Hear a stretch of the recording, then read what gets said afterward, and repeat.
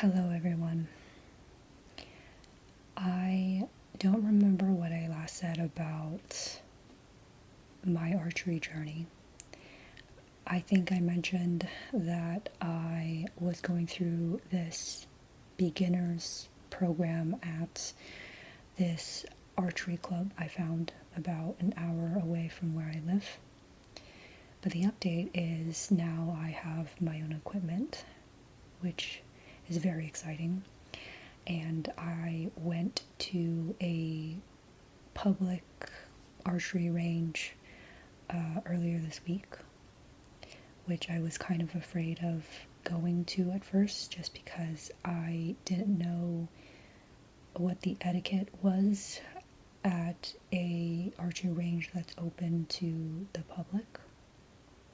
But I asked my coach at the club to help me order some equipment so that I could go practice at this public range, so that I can actually just practice archery more frequently, because the club was so far away, is so far away from where I live. Logistically, I couldn't make it so that I can practice more than once a week, and I wanted to practice more, so that's why I'm no longer going to my club as frequently and instead switching over to this public range instead.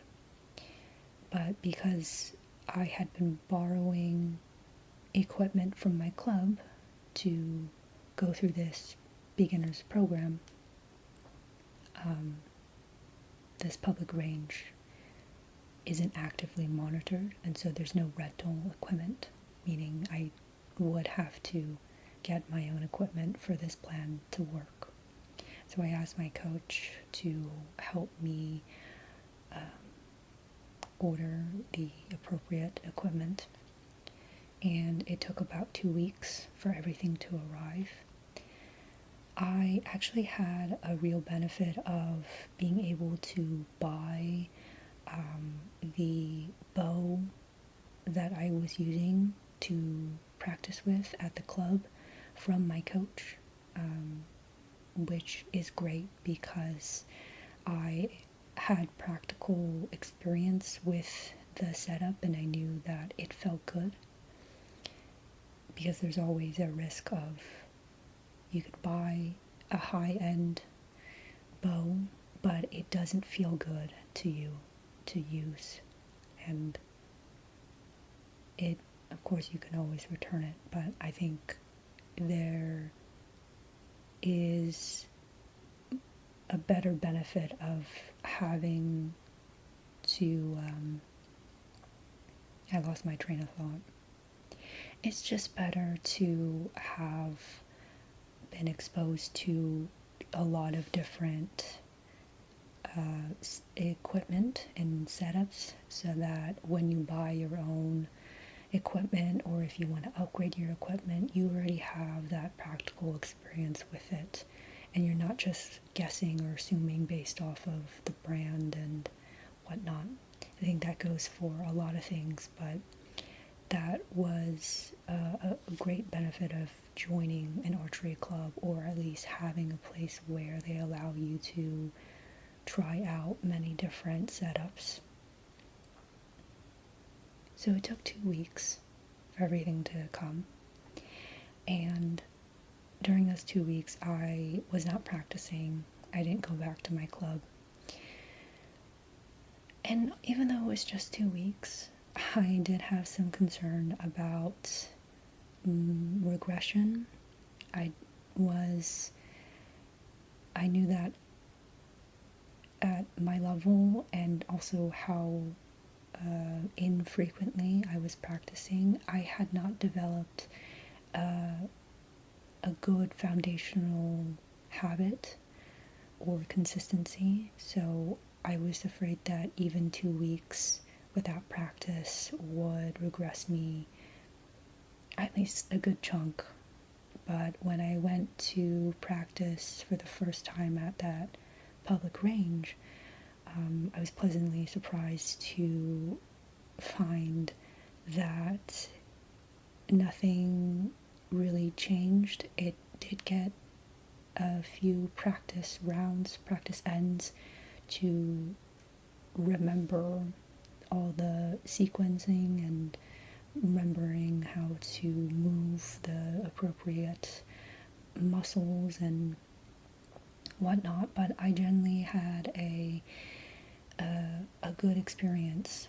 I think for the public range, because it's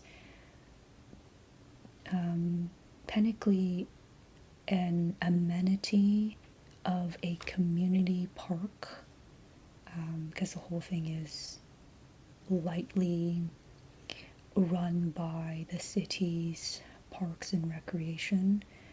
There was on the other side of the park, like a playground area, community pool area, and the range itself was very open, I would say. It wasn't exactly fenced off, and it was only clear where the range began because of the targets, the hay bales that were set up.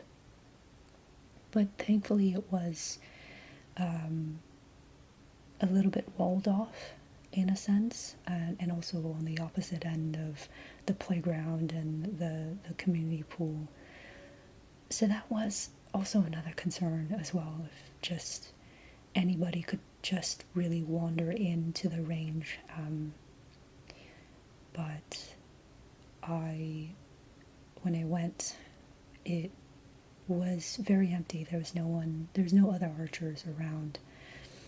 And that was probably because I went on a hot day and at the peak of the afternoon, so it was probably just too hot for anyone else to really try and be out in the sun all day.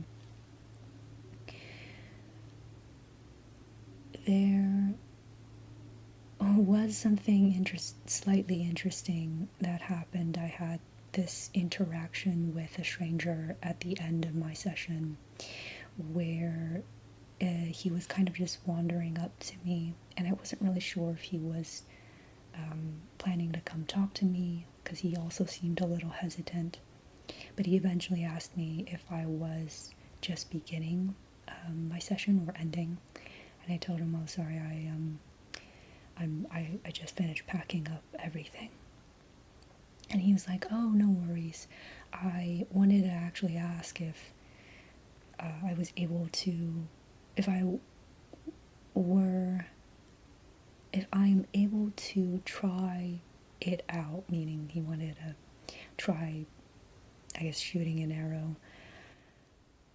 And I just responded, "Oh, yes, I'm sorry, I'm leaving soon." And he's like, "Oh, no worries." And he walked away. But in my mind, I remember thinking, even if I wasn't leaving just now, I wouldn't have let you shoot an arrow for two reasons. The most important thing is safety. As a beginner myself, I would not feel comfortable at all overseeing someone shooting an arrow or doing archery if they've never done it themselves. I would just not feel comfortable being responsible and overseeing a person's safety. Second of all, it's personal preference, but I don't really like the idea of lending my equipment to anybody to try, even if they are an experienced archer. I do not know if that is a common feeling among archers, but it's just some archers' equipment or setup is very tuned to their body and their movements and what they need, I guess. So to just have someone, theoretically hop on to their setup, it just feels weird because I don't know, it's very personalized and whatnot. I think my main concern really was just thinking if that stranger got hurt, that would be my fault. Plus, not a lot of people would. Maybe I'm overgeneralizing. I don't want to say not a lot of people. I think for that stranger specifically, I don't think he would think that a bow and arrow. No, I don't want to say that either. What I'm saying is, I would be handing someone a weapon. Because that's exactly what a bow and arrow is, even though archery is also a sport. It also would just feel extremely odd to me to hand a stranger what is essentially a weapon. And so it just, and even though I'm using blunt tips, I'm not using anything like sharp on the end of my arrow. It can still hurt someone and cause quite a lot of damage. So I think it is all of that which would automatically and probably consistently make me say no to anybody who wants to try archery out. I would recommend anybody to, if they want to try archery out, take a class from a certified instructor who is able to teach you how to correctly do archery, or is just able to oversee your safety and whatnot. I would say this to anybody that I did know as well, to maybe not do archery under someone who is not an expert. I am not an expert. I am very much beginner. So that interaction was valuable to me because I feel like I might get asked that question a lot if people see me doing archery, and it looks fun and it's very accessible for beginners, but I just personally wouldn't feel comfortable with anybody's safety. With that being said, the overall experience at the public range was very good. I think what I learned the most was probably what I should bring next time, because it is in such an open space,